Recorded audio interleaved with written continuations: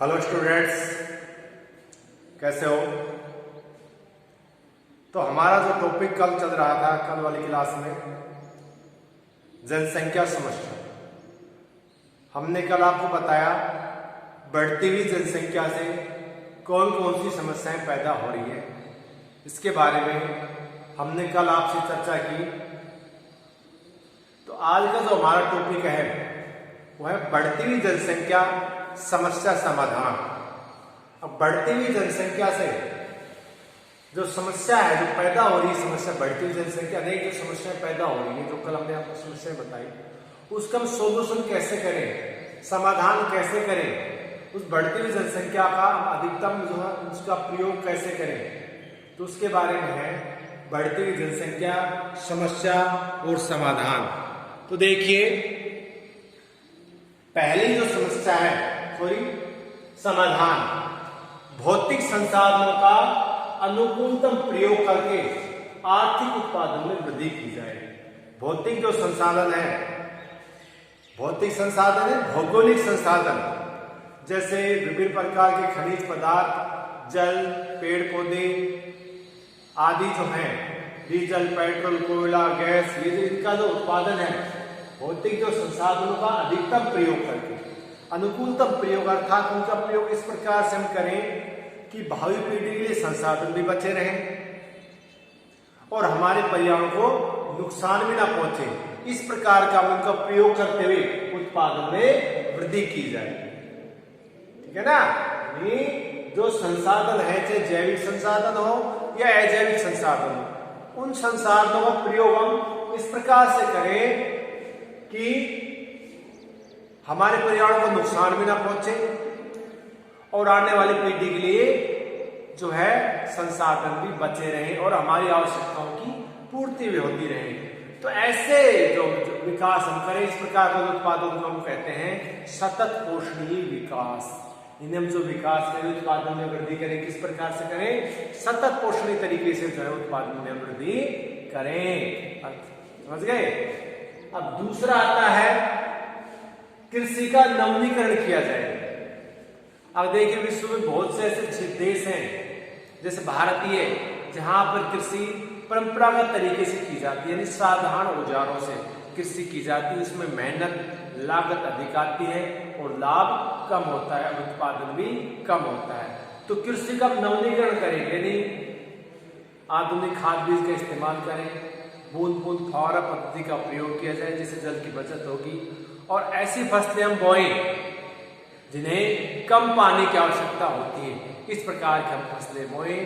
कहने का तात्पर्य ये है, गैर परंपरागत कृषि हम करें, अर्थात आधुनिक तरीके से हम कृषि करें, जिससे जो है किसानों को ज्यादा से ज्यादा लाभ पहुंचे और व्यापारिक फसलों का उत्पादन अधिक से अधिक करें। और जो है गहन कृषि हम करें। गहन कृषि साल में 2 या 2 से अधिक जो कृषि की जाती है, फसलें ली जाती हैं, उस प्रकार की हम कृषि करें। तो बेटा दूसरा हो गया सॉल्यूशन है, कृषि का आधुनिकीकरण करें, किसानों की समस्याओं का समाधान किया जाए। उसके बाद है औद्योगिकरण, परिवहन, संचार, औद्योगिकरण, परिवहन, संचार साधनों, खनन उद्योगों, विनिर्माण उद्योग की उन्नति की जाए। औद्योगिकरण को बढ़ावा दिया जाए, जिससे लोगों को रोजगार मिले, उत्पादन वृद्धि हो। परिवहन और संचार के साधनों को जो बढ़ावा दिया जाए, परिवहन चाहे वो सड़क मार्ग हो या आपके रेल मार्ग हो, उन्हें बढ़ावा दिया जाए। संचार के साधन चाहे वो निजी हो या सार्वजनिक हो। खनन उद्योग जहाँ से खनिज पदार्थ निकाले जाते हैं, जैसे कोयला है, डीजल है, पेट्रोल है, लोहा है। खनन उद्योगों और विनिर्माण उद्योगों की उन्नति की जाए। इन उद्योगों को ज्यादा से ज्यादा प्रचार प्रसार किया जाए, अधिक से अधिक उद्योग लगाए जाए।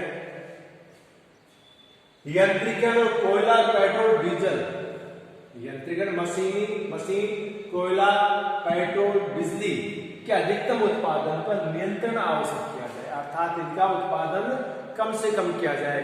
किसका उत्पादन? कोयले का, पेट्रोल का और बिजली का।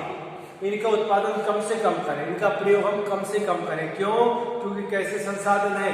परंपरागत संसाधन है, जैसे कोयला है, हमारी पृथ्वी के जो गर्भ में निश्चित मात्रा में वह ज़्यादा 200-300 सालों के लिए, यदि हम इनका प्रयोग ज़्यादा करेंगे तो आने वाले भविष्य में समाप्त हो जाएंगे।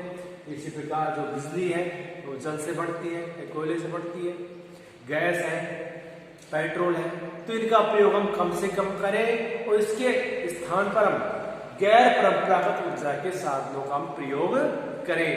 गैर ऊर्जा परंपरागत संसाधन ऐसे संसाधन जिनका नवीनीकरण हो सकता है, जैसे सौर ऊर्जा है, भूतापीय ऊर्जा है, समझ गए ना, सौर ऊर्जा, भूतापीय ऊर्जा, वायु ऊर्जा। तो ऐसे संसाधनों का हम ज्यादा से ज्यादा इस्तेमाल करें। उसके बाद देखिए सागरीय संसाधनों का उपयोग करें। अब देखिए जो सागर है अर्थात महासागर या समुद्र आप कह लो, जो है संसाधनों से भरे पड़े हैं, भंडार है, चाहे जैविक हो या अजैविक हो। यदि हम जैविक की बात करें तो विभिन्न प्रकार के जो भोजन श्रृंखलाएं महासागरों में मौजूद हैं। खासतौर से तटीय इलाकों में रहने वाले जो लोग हैं वो जो क्या खाते हैं, मछली का, विभिन्न प्रकार की मछली का उपयोग करते हैं, मछली को खाते हैं। इसके अलावा अनेक जो है जलीय जीव भी खाने के काम में आते हैं, जिनका व्यापार भी किया जाता है, केकड़े वगैरह का, शंख मोती मिलते हैं सागरों से। इसके अलावा अजैविक संसाधनों में जैसे डीजल है, पेट्रोल है, कोयला है, सोना है, आपके लोहा है, गैस है, तो इनसे जो है संसाधन भरे पड़े हैं। और पृथ्वी के आप तो जानते हो 71% भाग पर क्या है, महासागर है, संसाधन है। इसलिए जो है संसाधन, सागरीय जो संसाधन है, संसाधन कल मैंने बताया था पृथ्वी पर प्रत्येक पदार्थ जो मनुष्य की आवश्यकताओं की पूर्ति करता है वो क्या कहलाता है, संसाधन कहलाता है। संसाधन दो प्रकार के होते हैं, जैविक और अजैविक। जैविक जिसमें जीवन होता है होता है जैविक संसाधन, जैसे मनुष्य खुद संसाधन है, पेड़ पौधे हैं, जीव जंतु हैं, क्या है, या साफ जो जल में रहने वाले जो जीव हैं अर्थात जिसमें जीवन होता है, जो प्राण होते हैं, वो सागरीय संसाधन और जैविक संसाधन। और दूसरा अजैविक संसाधन जिसमें जीवन नहीं होता, जिस चट्टाने हैं, जल है, विभिन्न प्रकार के खनिज, डीजल, पेट्रोल, कोयला, लोहा, वो हो गया अजैविक संसाधन। तो बेटा सागरीय संसाधनों का उपयोग हम ज्यादा से ज्यादा करें। उसके बाद 5वां पॉइंट है जनसंख्या का अल्प क्षेत्रों में, अर्थात वे क्षेत्र जहां पर जनसंख्या की बसावट कम है वहां पर लाकर लोगों को बसाया जाए, उनका प्रवास किया जाए। अर्थात जिन क्षेत्रों में जनसंख्या ज्यादा है, पृथ्वी के संतुलन के लिए जिन क्षेत्रों में जनसंख्या ज्यादा है वहां से उनको हटाकर जो है कम क्षेत्रों जहां पर लोग कम रह रहे हैं वहां पर लोगों को बसाया जाए, जिससे कि पृथ्वी का जो बैलेंस है, जो भार में संतुलन स्थापित कर सके। उसके बाद एक पॉइंट और है बेटा, देरी से विवाह किया जाए। तो छठा पॉइंट है देरी से विवाह किया जाए। देरी से विवाह होगा तो क्या होगा, जनसंख्या वृद्धि को बल नहीं मिलेगा, जनसंख्या पर नियंत्रण होगा, क्योंकि देरी से यदि विवाह होता है जो में कर दी जाती है तो इससे क्या होता है, जो व्यक्ति है, जो लड़का या लड़की है, वो आर्थिक रूप से मजबूत हो जाते हैं, अपने पैरों पर खड़े हो जाते हैं, वो सोचने समझने की शक्ति विकसित हो जाती है उनमें। तो देरी से विवाह किया जाए। परिवार नियोजन, छोटे परिवार का जो महत्व सभी को बताया जाए। और उसके बाद है संतानोत्पत्ति निग्रह, अर्थात लोगों को बताया जाए कि छोटा जो परिवार होता है वो सुखी परिवार होता है, और जो बड़ा परिवार उसमें अनेक प्रकार की समस्याएं होती हैं। जैसे आप भारत में उठा लो, चीन में उठा लो, यहाँ पर जो लोगों का जो जीवन स्तर है बहुत ही निम्न है, गरीब, बहुत से जो लोग गरीब रेखा नीचे जीवन जी रहे हैं। तो ये बेटा आपके जो है 6 पॉइंट थे। हम जनसंख्या समस्या का समाधान किस प्रकार से हम सॉल्यूशन करें, कर सकते हैं। अब कल का हमारा जो टॉपिक होगा वो होगा जननांकीय संक्रमण सिद्धांत। ये जो क्वेश्चन होगा आपके पेपरों में 2 या 2.5-3 नंबर का क्वेश्चन आता है, तो हम समझेंगे जननांकीय संक्रमण सिद्धांत। आज के लिए इतना ही। घर रहिए, सुरक्षित रहिए।